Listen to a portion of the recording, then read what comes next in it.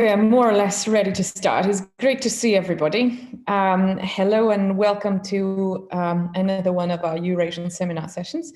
My name is Olga Puzanova. I am actually so many positions now. I've had some changes. So I'm senior lecturer at the Department of International Relations and also head of undergraduate studies in international relations.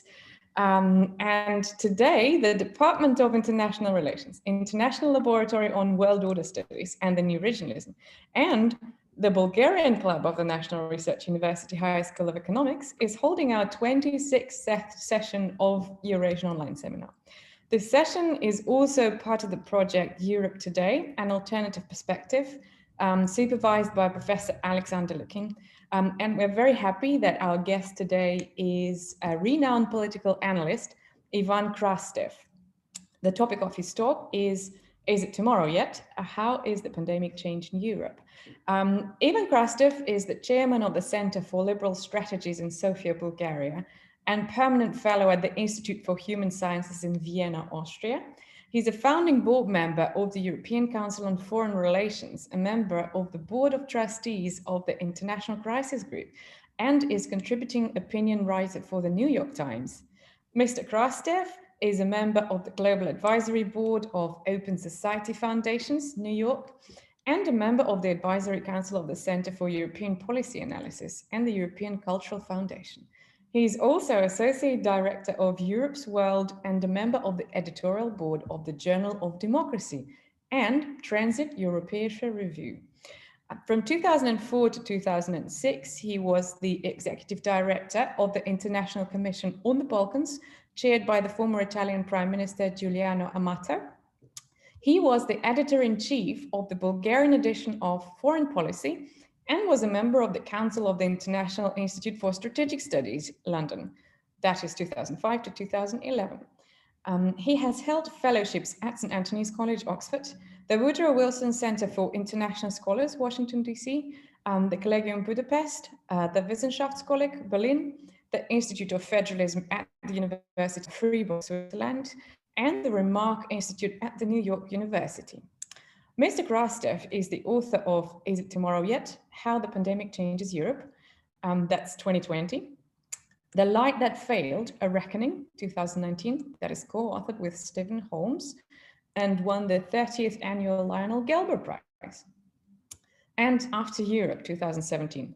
Democracy Disrupted the Global Politics on Protest, 2014. And In Mistrust We Trust, this is my personal favorite wordplay. Can democracy survive when we don't trust our leaders? That is 2013. Ivan Krastev is the winner of the Jean Emery Prize for European Essay Writing from 2020. We're very happy to welcome Ivan here. If I could please ask those of you who are participating in our session today to use your real names, then that would be very helpful. And also after this session, after Ivan's talk, we are going to have, that's probably going to last about 45 minutes or so, that Ivan? Yeah, even less, yeah, in order to even less. Well, after that, we're going to have an extensive Q&A session. So if you'd like to participate and ask a question, please write down your name and possibly a question in the chat window, and I'll call you out. Now, before we proceed, Stefan Stoyanov, who is a member of the Bulgarian Club of the Higher School of Economics, would like to say a few words as well. Thank you so much, Stefan. So, yes, thank you very much, Olga Vladimirovna. I would like to welcome you as well to our Eurasian seminar, which is also going to be the first one from the project of the Bulgarian Club in our university, Europe Today, the Other Perspective, supervised by Professor Lukin. The main point of our idea is to reveal to our listeners not the German or French or even Russian version of the current events and problems in the European Union, but to show how the newest members perceive those processes and what is their role in shaping European policy. We will see that European integration does not take place around capitals such as Brussels or Berlin or Paris, but around common ideas and common and shared ideas and values which are also carried by Eastern European countries. In this line of thought, I am very glad that our first guest is Mr. Ivan Krastev, whose opinions are sought with interest throughout Europe. But before I give him the word, I would also like to thank on my behalf and on behalf of our club to Mr. Alexander Solovyov, without whose help this event could not have been possible. Thank you very much. And now I'm not going to take more of our time. I'm very happy to present the word to Mr. Ivan Krastev. Thank you very much for the invitation. Я с удовольствием говорил и по-русски, но я думаю, что все время вы будете следить за моими падежами, так что я решил, что все-таки легче будет по-английски. It was almost impossible not to take the invitation for several reasons. First, you have a Bulgarian, and as you know, nationalism is on rise, so national solidarity is there, difficult to refuse. Secondly, you have the translator of my book, so it's in a way, it's even strongly. But certainly, to be honest, for me, it's much more interesting the conversation that probably we're going to have than the presentation, which I'll try to really limit to 30 minutes, because I'm very much interested in how people are experiencing what is going on in the world in this last 1 year. And here's my story. I wrote very early on a book on the pandemic. It was published in June, but it was finished in April. And there were 3 reasons for this. One is very pragmatic. It was very much under the pressure of my German publisher. But the other was that I really believe that with pandemics, this is like with love. Either write early on, of course, with the risk that you're going to write a poem, or when it is over, because in the middle, this is most confusing.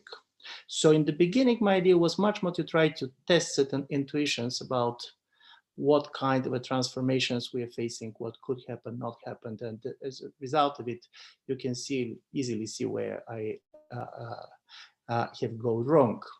Since then, many things also happened for this 1 year, so I'll try to include some of my observation in this period. So this is not just going to be the presentation of the major arguments of the book, but also what I learned later.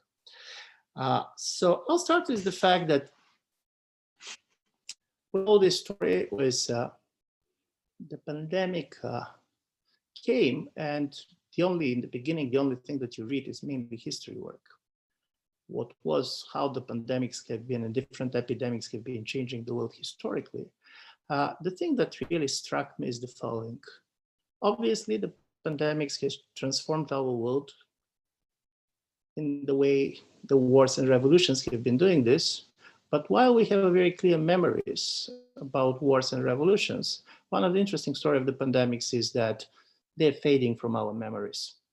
Just give you one example. There are probably twice more people who died as a result of the Spanish flu after the end of the World War I.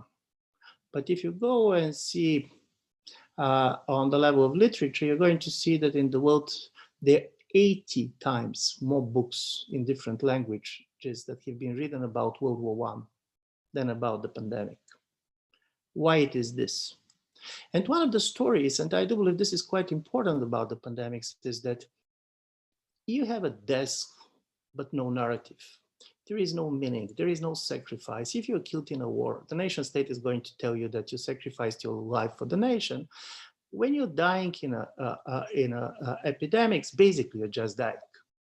And even in a family history, it was interesting to see that even when the pandemic came, we didn't have the stories of family members who start to remember their grandparents dying here and there. It was kind of faded away. So the first question that I was asking myself was, okay, this was an experience. This was an incredible global experience, probably the only global experience of this size.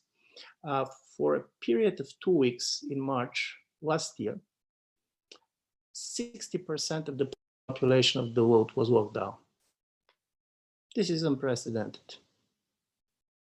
This was just amazing to see the level of synchronization of the world you have never seen before. Is it going to be such an important and shaping event that we're going to talk about before and after the pandemic? And this is an important question because on several occasions we have the feeling that we witness a kind of historical moment. It was after 9/11 where we believe that it's going to be before and after, and then financial crisis. So my argument is, and this is the first thing that I want to present to you, is that the interesting story about this pandemic is that I do believe that the impact is going to be incredible, but in a certain way, this was not a disruption. This was not redirection of history. It was much more as if humanity had been taken from the slow train to a very fast train, but the direction was not changed. Most of the things that we have been seeing have been the escalation of the trends that have been there before. For example, one of the important things that we see this 1 year is migration from the physical to the virtual world. In the way 2 generations before, people have been migrating from the rural areas to the cities, basically most of us, even today, we migrated in this virtual world. And I do believe we're going to stay at least partially there, nevertheless, when we're going to be back to a certain level of normality. The process of deglobalization that on some level has been very much also, and fragmentation strengthened by the pandemic, it was also there before. But then suddenly you discover things that you know kind of theoretically, but you basically have not experienced. For example, when the pandemic started, we suddenly learned, but I mean learned not simply because we read it, but we experienced it, that 180 of the key trade products in the world, 70% of their exports come from a single country. It could be different countries, but suddenly you understand that for many of the key products that we are consuming, we are totally dependent on one country. And of course, part of it was suddenly we start to see that this cannot be tolerated, that we want to be sure that you're going to be production of some of the most important things much nearby. But this is not a trend that was kind of born out of the pandemic. Many of these fears have been there before, but suddenly they became obvious for everybody. Even on the international arena, obviously, the pandemic escalated the conflict and polarization, particularly between the United States and China, but they were not born out of the pandemic. They were there before. So as a result of it, strangely enough, you have this very important historical event, which major, in my view, impact is on speed of change, not the direction of change. And also on the level of the direction of change, I have the feeling that we are running in all directions at the same time. Secondly, and this is very much going to Europe, where my knowledge is slightly deeper, there was 3 questions that particularly were interesting for me. And this was, is this a nationalism moment or it's kind of a European moment? Is it a democracy moment or authoritarian moment? So how this is going to work. And the interesting story is that for Europeans, this crisis took form of the return of the debates of the 3 previous crises that have been shaking Europe for the last 2 decades. If you're going to see all the talk about digital surveillance, civil liberties, how far the government can go, for example, in order to controlling human lives, this is basically the discussion that started with the war on terror debates after Paris, basically after Spain. In Europe, of course, in the United States, it was after 9/11. But what was really critically different was that this time, of course, the level of acceptance of a digital surveillance from the side of the government was much more tolerated by the people. While basically when it comes to anti-terror measure and so on, the voices of the human rights defenders were much stronger. Here, basically people said, it's even not about me. It's not that I'm so much afraid of getting infected. I also don't want to be responsible for infecting somebody else. The second debate, which was critical for Europe, was the debate on borders that came with the migration crisis. And suddenly, overnight in Europe, in 1 week, more borders have been closed in the European Union than during the migration crisis as a whole. And the countries that basically decided to close their borders had a very different position during the migration crisis. I mean, Germany closed as quickly as Hungary. And interestingly enough, and this is my Second point is, and I would continue with this, just to show how these things look the same and how much different they turn out to be. And the third, of course, was the economic issues. Basically, if you're going to listen all this talk about Euro bonds and so on, and then basically about the Corona bonds, this is the return of the debate at the global financial crisis. Suddenly you have these three critical crises, and now even the Brexit debate is coming back in a very important way as the result of this crisis. But most of the decisions that European Union took were just the opposite to the one that it took during the previous crisis. For example, unlike in the United States, the problem of digital surveillance and basically all this kind of a restriction of rights was much more kind of opposed during the previous debates that then basically it is happening now. When it comes to borders, and this is interestingly important, because on one level it was the nationalist moment for sure.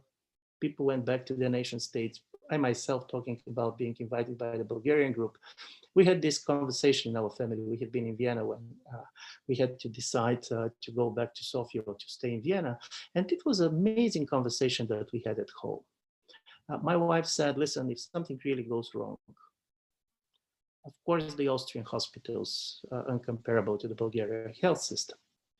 But then my argument was, in a moment of a crisis like this with a high level of uncertainty, it's critically important to be in an environment that you know best, even on the language environment. Because part of the sense of security comes from the fact that you basically understand the world around. And secondly, I said, of course, you have a better hospitals in Austria, but we know the doctors in Bulgaria, which is not the case in Austria. So all these questions were coming there, and we discovered that while on the surface everything was the same, in a certain way the reaction was very different. For example, while during the migration crisis, the border issue was very much, and all the kind of a nationalistic mobilization was the problem of origins. Who are Bulgarians? Who are Hungarians? Where you go here and there. During this crisis, it was about territory. For example, it was much more inclusive. In countries like Portugal, migrants and non-citizens have been treated in the same way like the citizens have been treated. Because if they get infected, you're going to get infected too. You cannot simply isolate foreigners and believing that this is going to help you in any way to deal with the pandemics. On the other side, people were not particularly happy when people like me decided to go back from Vienna to Sofia because they were afraid that you can bring the virus with you. So this strange distinction was, and the governments make it very clear, we are taking care of those who are on our territory. This is not about what passport you have. The problem is in the moment of crisis where you are. So if the message was stay home, you should decide where home is. And this is different than having apartments in different parts of the world. In this moment, you should decide one place in which you want to stay. When you go to the economic part of this debate, in a certain way, European Union did just the opposite what it did during the financial crisis. During the global financial crisis, the message particularly coming from Berlin was, we're not going to allow mutualization of the debt, of the future debts. This is not going to work. Basically, Germany is not ready to guarantee for others. Now, and this was exactly, it came from Germany, the message was we should do it. If we're not going to do it, basically, particularly for a country like Italy and Spain, which in the beginning was very much hurt. This was critically important. Then came this always now very heated debate about who is doing better, democracies, authoritarian regimes. And here is kind of a trivial finding, which I do believe that you have discovered yourself. If you go at the data, you're going to see that the nature of the political regime is not predicting neither what kind of measures you're going to adopt, nor how successful you're going to be. And this is neither on the level of the lockdowns, nor on the level of the vaccinations. Strangely enough, while the confrontation between democracies and authoritarianism are coming back on the level of discourse, but also on the level of political regrouping. This kind of a divide is not going to help you to understand very much why governments did do this or that during the pandemic. Paradoxically, if I'm going to give you several measures that have been adopted by the countries and try to ask you to guess, was this adopted by the democratic states, authoritarian states, you're going to be surprised how difficult for you it's going to be to get it. Right, so from this point of view, this was one of the interesting story. Other type of divides became much more important. For example, the divide between Asia on one side and, for example, Europe on the other. And part of this was very much, in my view, connected to the critical role of experience, collective experience with pandemics like this in the short term. In the last 20 years, the Asian states, be it China, but also democratic states like South Korea, like Taiwan, which did incredibly well, or a country like Vietnam, basically they hadn't experienced with this type of pandemic. So they have been better prepared legally, but also on the level of resources and others. So while in the beginning of the crisis, many people have been betting on the fact that the populist parties are going to be the biggest winner of this crisis, and secondly, that authoritarian regimes are going to do better in general because it's easier for them to come with some of the repressive measures. My argument back then, and for the moment, at least on the electoral level, this is true. This can change with the vaccination crisis and basically the economic crisis, was that this is not the case. In fact, in this first stage, the governments are going and the mainstream parties are going to basically benefit, not the populist parties. And here my argument was psychologically, populism is much more rooted in the sense of anxiety. You have the feeling that the world goes in the wrong direction. You want somebody to express how you feel about the world. But with the pandemics, and particularly in the early stages, it was not about anxiety, it was about fear. You fear of being infected, you fear of dying. And as a result of it, you basically are looking not for expression, you're looking for protection. And if you go on the opinion polls, you're going to see that support for the governments in general, particularly in this early stage, was very high. The second question, which really also struck me in this early stage, was how it happened that in 2 weeks, such a different society, such a different political regimes basically were doing the same things. When Bulgaria locked down, there was less than 100 people being infected in the country. Why? And my explanation goes on two directions. The first is, and this very much comes from Frank Knight, famous economist. By the way, he wrote his book on risk and uncertainty in 1921, just when the Spanish flu was over. Basically make a very major distinctions between decisions being taken in an environment of uncertainty being environment of risk. When you don't know what is going on, you are always working with the worst case scenario. And secondly, when you don't know what to do, better do what others do. Because otherwise you're going to be very much accused.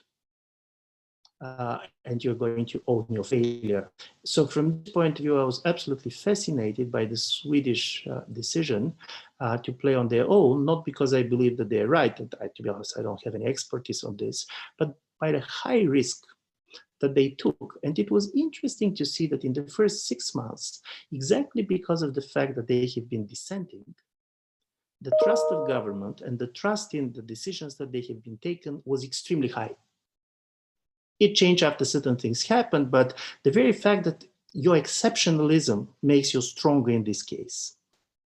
And then, and now I'm moving much more on a policy side to what we're seeing in Europe these days. What happened is also on the polling, we saw kind of an interesting paradox. In the first 6 months of the pandemics, also because of the fact that European Commission does not have too many rights in the public health area. This is very much about nation states. There was a lot of accusation, for example, where was European Union when Italy was in a disaster situation, where Spain was. But when we have been polling, and I mean this time in European Council on Foreign Relations, we discovered that as a result of this pandemic, the first 6 months, the trust in European Union has went very much up. So if in the beginning you have this nationalist mobilization and basically people and sentiments have been very much constrained to the nation state, suddenly after several weeks you understand that you cannot live your life locked down in your apartment all your life. The nation cannot stay locked down in their borders for the future. And also in economic terms, nationalism does not make much sense for the small and medium-sized European states. If you're going to see a kind of a level of rise of protectionism everywhere, in Europe, protectionism makes sense only on the European level. Bulgaria cannot go protectionist. There is no national economy. And of course, probably this can sound differently in places like France or Germany, but I do believe even they realize it. And secondly, places like Austria suddenly realized to what extent they totally depend on foreign labor. So in the moments when people were not allowed to cross from one side of the street to the other, there were special flights from Bulgaria and Romania to Austria in order to harvest the agricultural products. So this was quite interesting. Because of the pandemic, Europe discovered how connected it is. By the way, one of the interesting side effects of the pandemic was changing movement of people. Around more than 200,000 Bulgarians went back home. Are these people going to stay? Are they going to return? When they're going to be normalization? But you have a major reversal of the migration movements, the biggest one basically since 1989, going from Western Europe to Eastern Europe. And you can see this the same in Poland and other countries. And then comes this situation, and this is something that basically probably you're following very much. As a result of this new support for the European Union and because of the decisions for the recovery plan, which is obviously the biggest economic decision probably taken in European economic history for the last 20 years, European Commission decided to take the lead on the vaccines. And the story was, for them, quite obvious. European market is a very big market. As a result of it, European Union can much easier negotiate with the companies that are going to produce the vaccines. So Europe was very, very optimistic that we're doing better. And honestly speaking, we were shocked how badly the Americans were doing in the first 8-9 months. And we were absolutely shocked how badly the situation was going in the United Kingdom. But here comes the paradox, because now one of the biggest problems on the European side is that European Union is really kind of lagging behind on the level of vaccination. I'm very much interested to see also basically the Russian perspective on this, because what the basically the numbers show is the following. From this point of view, Europe, United States, United Kingdom, Russia and China has a totally different positions. 32% of all the existing vaccines now are produced in China. 60% of them are for export. China is not prioritizing basically vaccinating their own population. Of course, they have also a kind of a quiet situation at home. But of course, you never can be sure that with the opening of the country and certain level of normalization, is it not going to change? Americans are producing 27% of all vaccines which are already produced, and basically they does not export anything. The first thing was just last week when President Biden promised the Canadians and the Mexicans to do it, but no interest basically or any type of a vaccine diplomacy. As you know, you have a lot of Russian vaccines in Latin America. European Union is the third biggest producer, 19%. Of the vaccines are produced in the European Union, but if you see percent of the people vaccinated, much lower than the United States and much lower than United Kingdom, but we're also not exporting vaccines. Then you come, the fourth one is India, producing 11% of all the vaccines produced in the world. And you basically can see that particularly after the meeting of the Quote, where Australia, Japan, and the United States decided to invest $1 billion in Indian production of the vaccines. So you're going to have a different type of vaccine diplomacy, where basically the West is much more going to export India-produced vaccines in Southeast Asia. And then comes Russia, where also like China, you obviously are prioritizing very much the export and not so much the vaccination of the population. I'm sure that there are reasons for this, but I'm just going to the patterns in the way they look. Why I'm saying all this? Because in a certain way, now if you're a government, and particularly if you are a democratic government, there's several different indicators that people are following, and you should decide where to concentrate on. One is the number of people being infected, the other is the number of people dying, the third and very important is the number of people in the hospital, and the fourth is the number of the vaccination. Interestingly enough, the fourth is the only one where the government is in a total control. And here something interesting happened. While the European Union looked very well positioned to have a best deals with the pharmaceutical companies, it didn't turn like this because European Union does not have the discretionary power that the national governments had. And I'm going to give you the comparisons between the European Union and Israel, one of the countries that basically has one of the highest level of vaccination today. The Israeli prime minister, who has an elections today, and we're going to see how this worked, but he made a very clear priority. Israel overpaid with respect to the European Union 40% of the price of Pfizer, which basically they're using. And secondly, they allowed the pharmaceutical company to use all the test results. Basically, they turn themselves into a laboratory. So it's not simply that you're basically giving a lot of money, but you're giving even something which is more valuable for the company, a lot of data on which they can make the next vaccines. One of the reasons they were doing this, of course, was the elections, because this is on what Netanyahu is running. I managed to vaccinate it better than anybody else. And as you know, Israel was in a difficult position. The second interesting reason for this is that 12% of the Israeli populations are religious Jews. And the idea of the lockdown does not work easily with them.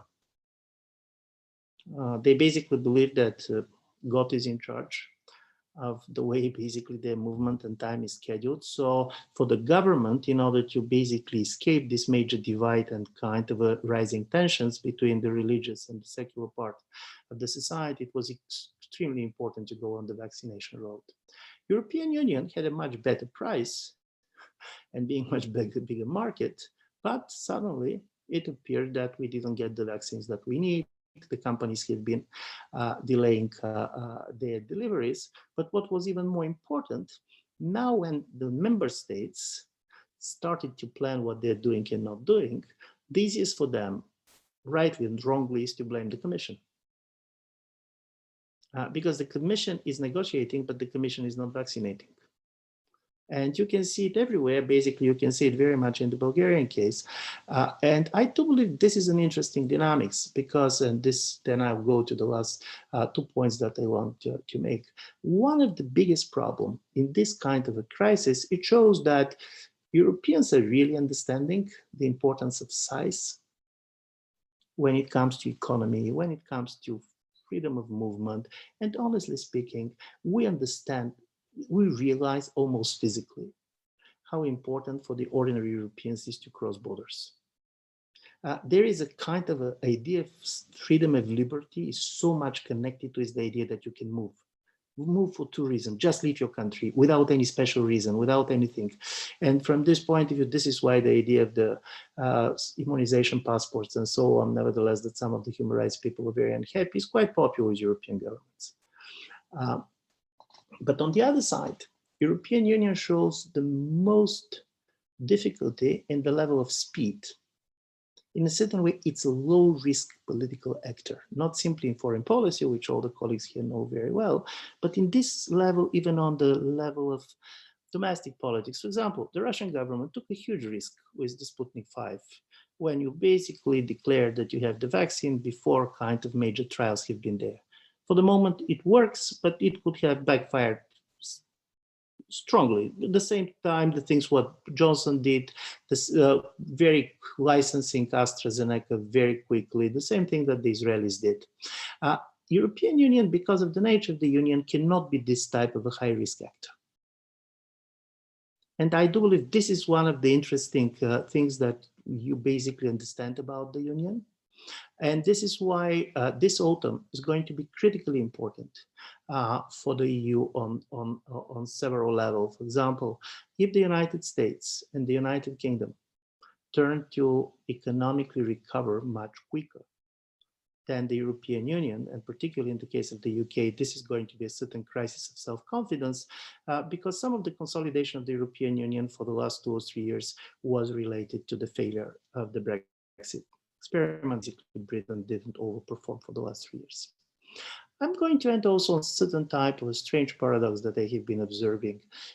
And this was the importance of comparisons in the way the world is run these days. If there was one dictatorship in the world, this was the dictatorship of comparisons. In this quite beautiful but depopulated part of Bulgaria, in which I ended in the beginning of the lockdown, believe me, people are not very much interested in the international affairs. This is just opposite to the seminars that we are part of. And then suddenly, when the pandemic started, they became an experts how many people are dying in Brazil, what kind of policies basically Chinese are doing, what the Americans are doing. Suddenly, the only way you can control your government comparing all the time. And one of the interesting story about this pandemic is that winners and losers are changing positions almost all the time in Europe. In May and June, all the questions I had been asked being Bulgarian was why East Europeans are doing so well. In the last kind of 2 months, the question is why you're doing so badly. This is true for the Czech Republic, for Slovakia, as you know, with very, very bad numbers. Bulgaria too. So from this point of view, this level of uncertainty, in my view, has the potential to change very much also European politics. And here the question that comes to me, and I'll be very much interested how you see it from outside, is how the speed factor is going to change politics. How basically the very limited time that the decision makers have for taking decisions is basically changing even the nature of the institutions that we're seeing and that have been created. And we have been seeing for a while, and I do believe that now this crisis is very much pushing the world in this direction. So the paradox of this was that on one level, it was a classical deglobalization crisis. Many of the fears of globalization has turned to be right. On the other moment, on the level of people's interests and minds, I don't believe that there was any moment in human history more than now that we have been living in a common world. Nevertheless, of what television channel you have been changing these days, you go on the primetime news and everywhere the news was the same. And even the figures have been the same. So was it the crisis of globalization? Was it the crisis of deglobalization? I do believe we're going to know it when the pandemic is over. And this is why it was my strategy. Better right in the beginning. Even if you're going to be wrong, people are going to forget it. But if you're wrong in the middle of the crisis, people can remember it. Thank you so much for your patience. Thank you so much, Ivan, for a wonderful talk. We have, wait, let me react to this. So in Zoom, you use this clap button. Professor Lukin, would you like to use the privilege of the first comment, which has become traditional already? Thank you.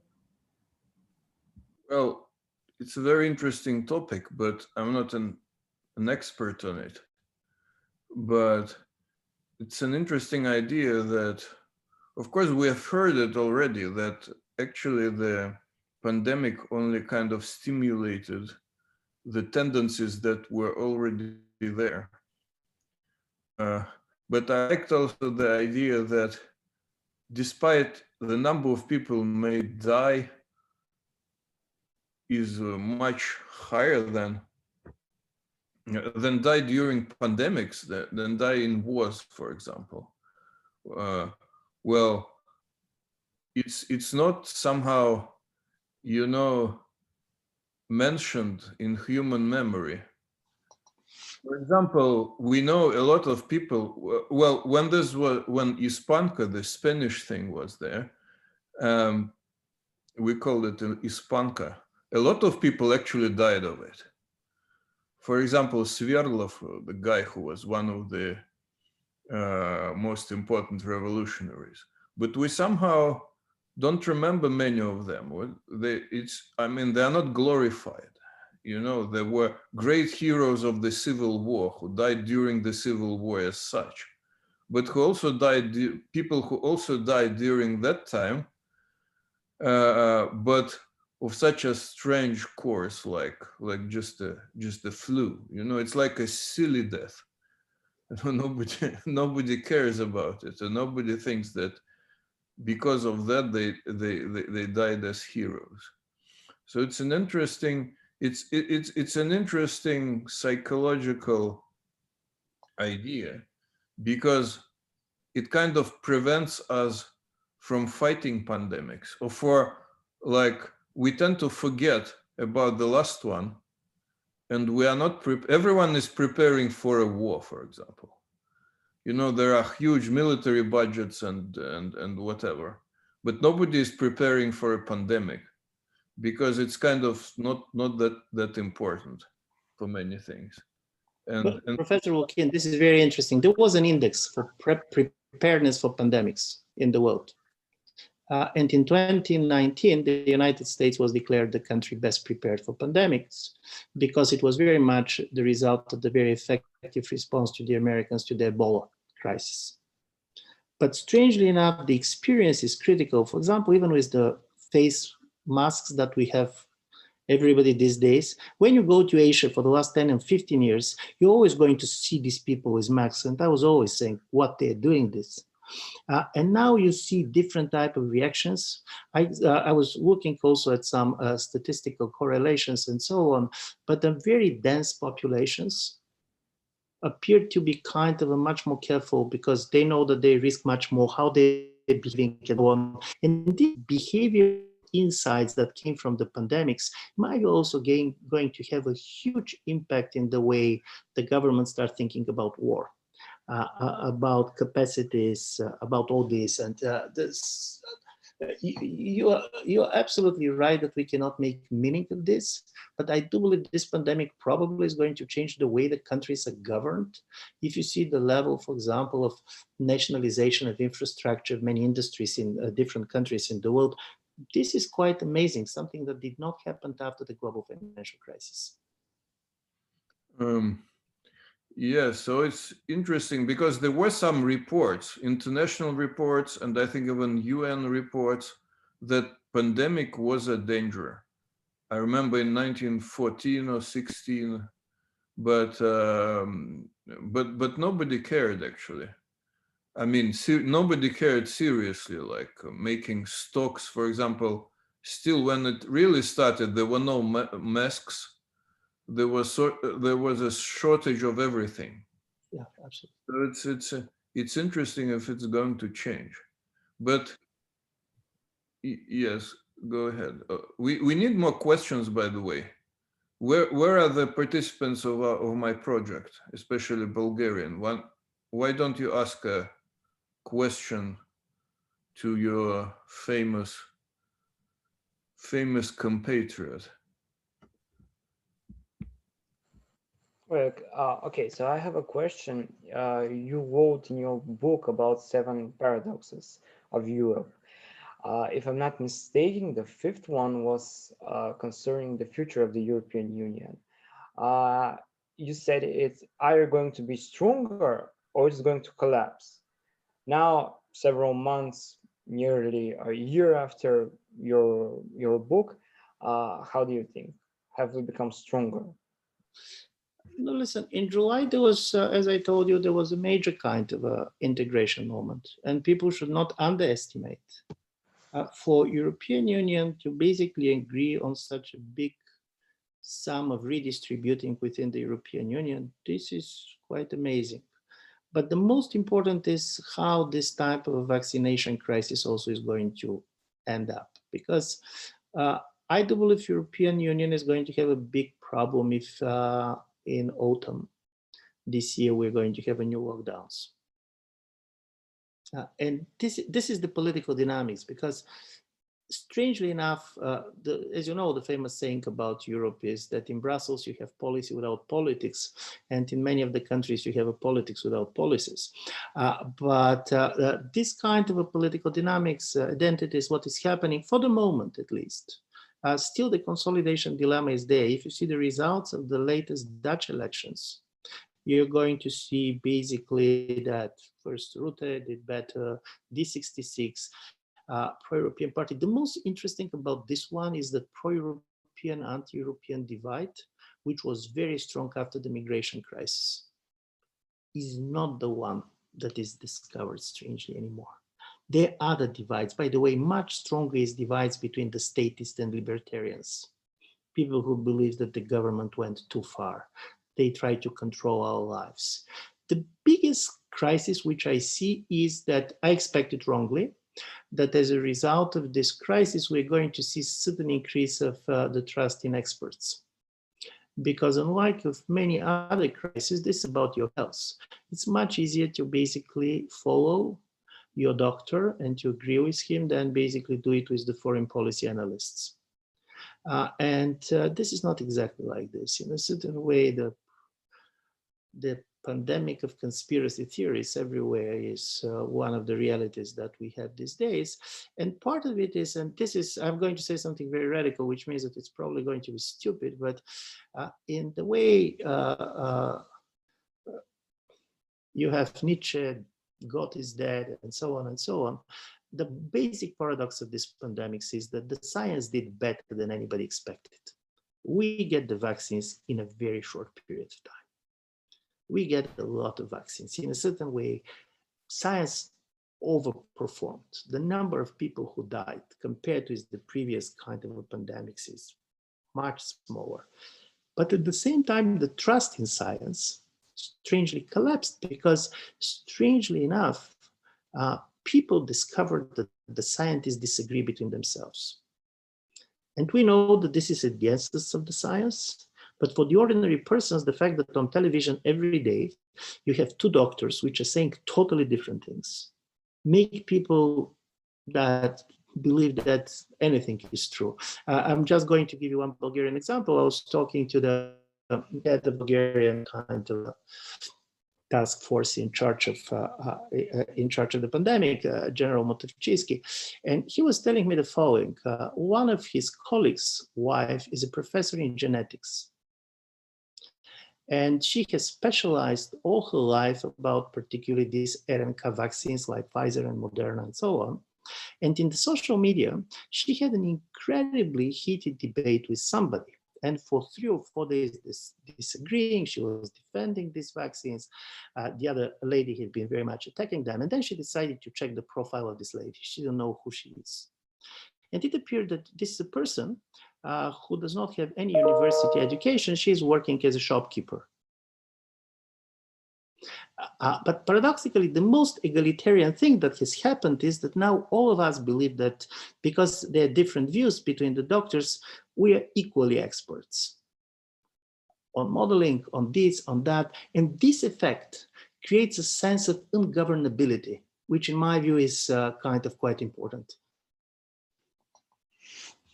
All right, thank you so much. So we have a question from, we have many questions now. So Alexander Solovyov, I believe, was the first one to send me a private message in the chat. So I'm going to ask to unmute, and you can now unmute yourself and proceed with the question. Thank you. Yep. Oh, thank you very much, Ivan.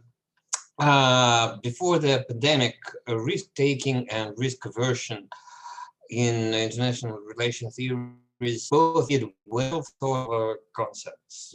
Tons of it was about what was written. Do you think the pandemic changed the very perception of risk, whether international or domestic, in politics and with politicians? Listen, this is absolutely great. This is a great question, because the problem is who is going to calculate the risk? At some point, and this was, for example, the Swedish position, they said doctors are in charge of risks. But listen, doctors, epidemiologists can be in charge of the risk of spreading of the virus. They cannot be in charge of, for example, impact of what is going on. They cannot be in charge of economic outcomes of this. So obviously it should be the politicians. And here I do believe politicians, at least I'm talking Europe, which I know better, did certain things that I'm surprised to see. If you see what basically the rhetoric of our government and so on, what they're promising people is something that basically even God never did. We're almost promising immortality. there was, and I found this really disturbing. For example, there was a crisis of 5 days ago. Almost 10 or 12 European governments declared that they're going to stop, at least for 2 or 3 days, the vaccination with AstraZeneca, because there was 3 or 4 cases in which there was suspicions that they can be a side effect. Listen, if you go on the statistics, there was no problem with AstraZeneca. Or probably their side effects. There are side effects of everything. Probably even as a result of our conversation, somebody can decide to die listening to all the stupidities that I'm saying. But from this point of view, it does not mean that you're going to try to stop it. But any moment when you have even a kind of a very minimal risk about something, the government starts to promise the people that they're going to work in a zero risk environment. And I do believe from this point of view, there is a trap. And this is also something that comes from the question that I see in chat, also coming from Fyodor. On one level, there was a moment in which the governments liked the fact that there is a crisis all the time. You can explain this and that. There was one issue. For example, we're in an election campaign. There was nothing to campaign about, because all the conversation is about this pandemic. But on the other side, I do believe governments went into a trap. Because promising people that they're never going to die, trying to believe that every death is either the result of the mistake or crime of a doctor, crime of something else, this changes the expectations of the people to their governments. And also something of this goes on the economic sphere. So in a certain way, in the next 3 or 4 years, how are you going to convince any business that they have basically collapsed because of the bad business practices and not because of the pandemics? The idea that we're going to keep everybody alive, I do believe this is a major change, and I have never seen this before. This is very much about the value of the modern woman and men in general, but this is also, I see, is a major change of the way the government goes. And as a result of it, you have this strange story. For example, now I don't believe that doctors play any role in defining policies. It's about back to polling. It's about public opinion polls. It's very much managing public sentiments, public expectations, and so on. And you have 2 different governments. You can play like a gypsy orchestra just by the ear, what you feel. You can really go here and there. But this uncertainty that was uncertainty of the population and the impossibility to work with risk is now becoming uncertainty in the governments. And Germany is the greatest example of this. Because they were so much kind of predictable and doing this and that. And if you see what is happening, the decline of trust in the government, the decline of the support for the governing party. So this is, I do believe that we did something wrong about this risk uncertainty calculation. Well, okay, thank you very much. We also have a wonderful question from Professor Fyodor Lukyanov. Going to unmute you now as well. Yeah. Yeah, thank you very much, Ivan. Привет. So partially you started to address my question. So maybe I will extend it a little bit. First of all, I have a feeling that governments start to appreciate this opportunity. Of course, I understand what you said just now about changing political environment, but still, you have such a wonderful universal mean to regulate all trends in society, all processes in society. It's very tempting. Whether it's democracy or autocracy, sometimes you don't feel the difference anymore. Yeah. Best practices from China are being implemented everywhere and vice versa. And also the second part of that, don't you think that ideologies, different views on how society, how political life should be organized, which normally did exist in societies, different parties with different views, with different, now it doesn't matter because same parties can change approaches very quickly, as you said, the speed is the most important element of political life anymore. And it doesn't matter what you declare, you act on the ad hoc basis. And that will change completely the whole political landscape everywhere. Listen, this is a great question. And by the way, when all this started early in February in Italy, Agamben came with this story who basically he said, listen, what is coming in the world is that you have governments that are simply dreaming for the state of emergency. The state of the emergency is the new normality, and they basically want to govern through it. And when you have a state of emergency, when human life is at risk, and if we agree that human life is the value that nobody is contesting, in a certain way, the governments are defining their priorities only on the basis of how I'm doing best to protect human life. I don't believe that it can go for too long. And it's also psychological, and in a certain way I can feel it. For example, lockdowns in Bulgaria in the beginning of March and April, and this was the same in Vienna, people were really staying home. They didn't know what is going on and so on. But now two things are happening. First is you're going to have vaccinated people and not vaccinated people. And strangely enough, also the risk calculation is changing, who are the vulnerable and not, because now some of the most vulnerable are going to be the young people who are not vaccinated and which appear that are not. And secondly, the economic costs are going to come because the governments now learn how to basically freeze society. And then it works well for you. Basically, there is only government and the public. There is no opposition. And this is why the difference between democracies and autocracies simply disappeared, because there was no opposition. I don't believe it can stay for such a long time, because economically you cannot survive this. And secondly, I can see also this libertarian impulse coming on the level of society. There are people who for the first time start saying, what is the meaning of my freedom if I'm going to be told all the time at what time to go back home and what to do and not to do and so on.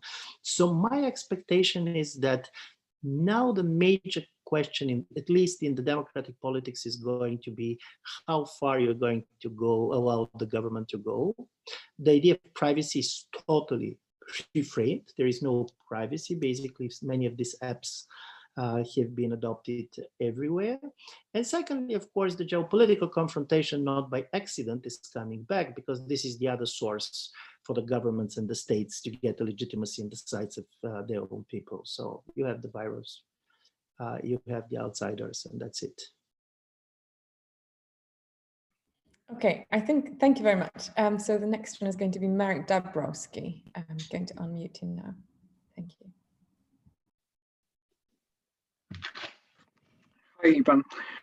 I have one observation related to your presentation. You mentioned about the rise of nationalism and decline of globalization, of multilateralism at the beginning of pandemic. And I think that was quite natural reaction, because individual countries, they still hoped in the first stage that they can stop pandemic at their borders. Very quickly it came out that it is impossible and that this is very costly policy. So I think that this change a bit mood and thinking about pandemic was within Europe and also more broadly. But this leads me to another problem. That when we now observe this quite dramatic debates within Europe, within individual countries, but also everyday comparison between how EU is dealing in comparison with United States, with UK, with Israel, that is a bit misguided thinking, because before the entire world will be vaccinated, meaning something like 5 billion people, the pandemic will not be killed, will not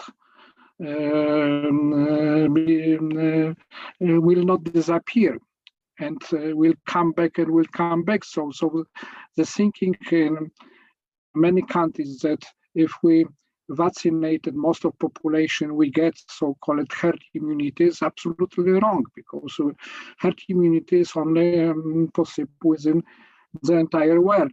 Not otherwise, we'll have new mutation of pandemic, which is now the problem everywhere. What do you think about this? No, listen, I totally agree. If you see the gap between the developed countries and the developing countries on the level of the vaccination, strangely enough, you're going to see that in a certain way, the more democratic the country is, the more they're insisting that first they're going to vaccinate their own. Because you're not vaccinating people, you're vaccinating voters. And this is a different game. But I do believe that exactly what we're going to see is that either you're going to recreate borders. By the way, it's quite interesting what is happening on the American border with the migration, because on one level, you're keeping people who are not vaccinated, who are going exactly what you're saying, mutating. You should come with the new vaccines, or you should try to keep the world kind of a frozen till the moment when you're going to have a critical number of the vaccinated people also in the global south. And this is what I cannot understand. I think something that happened is that we're living in a much more fragmented world where the imagination of the politician changed. You start to think much more, everybody started to think very much as the regional powers. It became very much rediscovering of the territory. This is why, like you, I was not particularly kind of shocked when people start, oh, nationalism closing borders. For sure, you're going to close the borders. Every pandemic starts with closing the borders because the very idea of the passport is a legacy from the pandemic years where you want to know who was in and who was out of a certain place because of the virus and infection. But strangely enough, what is happening is that, for example, if you see European Union, you could expect that they're going to vaccinate the Balkans. This is just next door, small amount of people. These people are moving quite actively normally to the European Union. They can decide, no, the vaccination that basically was shared for the moment is very low. And this kind of a story, this is why I'm very much interested, while you have on the level of redistribution of money, more European integration than before, on the level of the vaccination, you again has a very much inward looking, my own people, I want to be in charge of this, I'm not interested how others are doing. And this also, on the geopolitical level, in my view, goes with a selective decoupling, particularly in the technological sphere. Also having you on this, I have also an interesting observation, which I'm interested you to comment. If you're coming from Mars and you go to the United States and you don't have a clue what is happening on Earth, the only thing that you know is basically the sentiment of the people, the opinion polls, and then what is happening on the market, the stock market. If you see this, basically, America should be in the best time ever in their history. What is happening on the stock market, this is amazing. 20 million new people entered the market. On the other side, when you're reading the opinion polls, you're going to see a lot of depression, people unhappy politically. So there was something strange. This kind of, we look, I mean, the world is a kind of a bipolar person. Either totally depressive about the future or totally unrealistically optimistic about the market. For example, capitalization of some of the technological companies. This is just amazing. Basically, a company that has not earned $1 of profit and which costs billions and billions.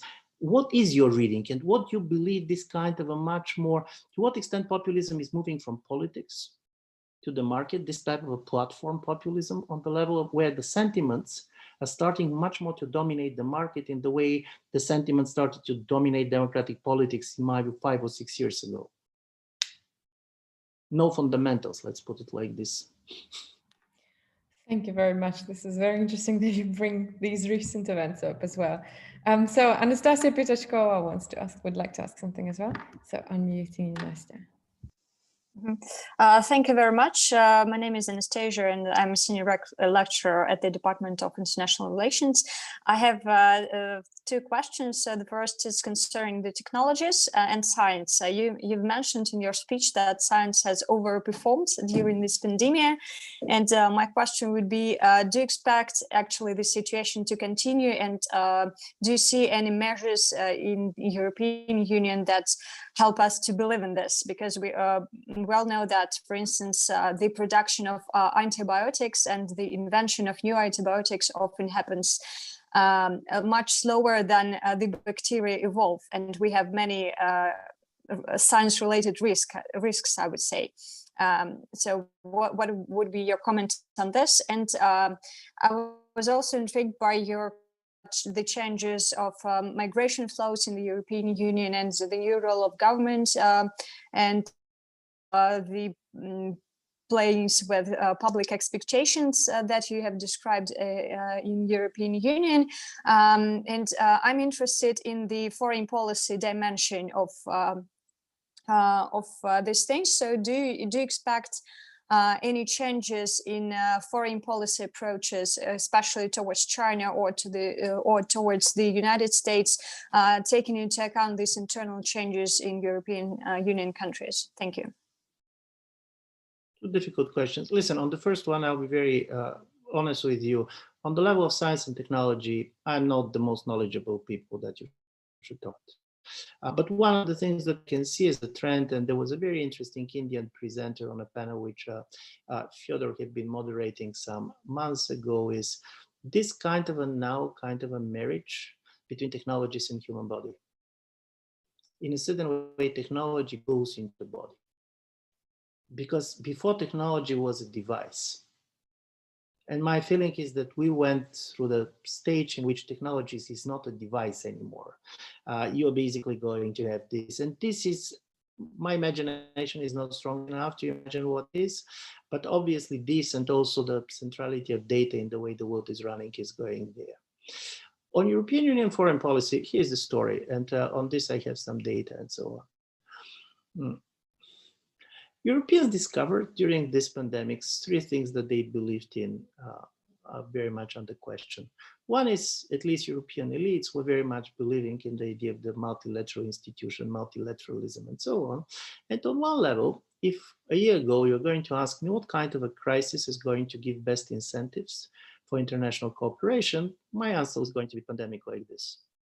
It is not a war, it's not a migration, which is politically kind of a much more dividing. So you can expect the countries to cooperate because they have a common interest. And what we discussed before, we depend on how many people are infected in South Africa, nevertheless, that we're ready to recognize or not.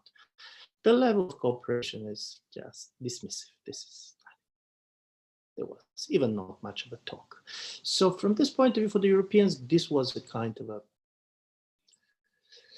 shock. There was also the shock that even when countries go multilateral, they're doing this multilateralism outside of the multilateral institutions. Everybody wants to create an ad hoc group about something and to solve some problems, and kind of no much interest to go to the multilateral institutions of any kind. As a result of it, basically the idea of the European sovereignty came, and of course, Mr. Macron is talking a lot about this, but the problem with this talk is that it's very convincing, and I do believe that he's, but this is a strange talk, because on the other side, the Europeans who are very much afraid of the polarization, European Union was the biggest beneficiary of this post-Cold War period, much more than the Americans, because you basically have much more room for maneuvering economically and so on. So Europeans does not like polarization, but on the other side, if the major divide is technological divide, there is no place in between. Honestly speaking, you're either going to be on the Chinese hardware or on the American hardware. You're not going to reinvent your Google and so on the national level. And from this point of view, I do believe you're going to see much more reapproaching between the United States and the European Union. And this is not going to be, it's slightly different than kind of a Cold War rhetoric that you're getting.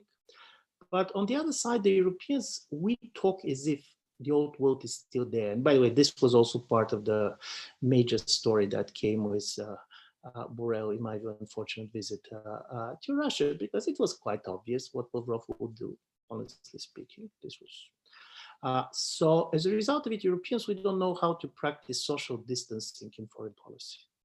We all the time pretend that there is a positive game for everybody in every single crisis, nevertheless of what is sentimental, because this is philosophy on which the European Union is based.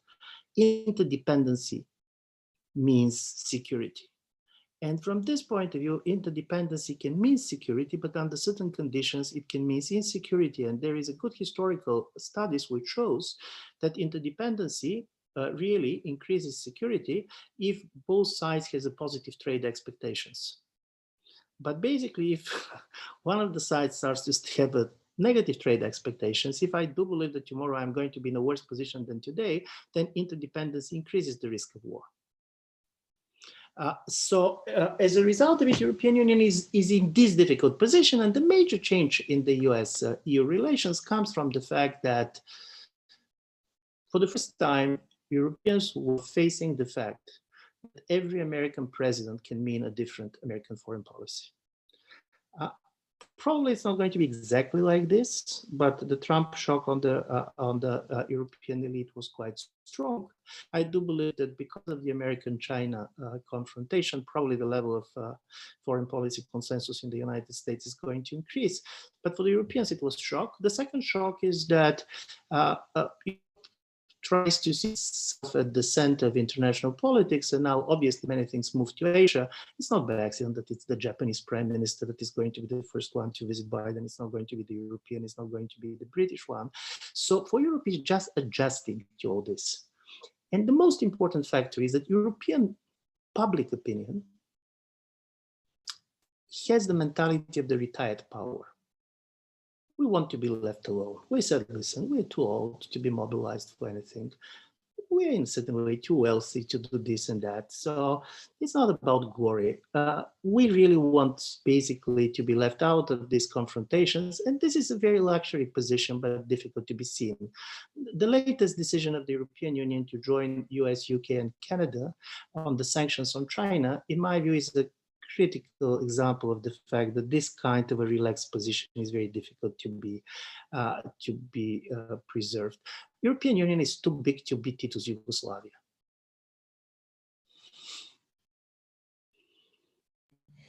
All right, thank you. So there's another one from, actually a few questions from Shahriyor Ismail Khodjaev.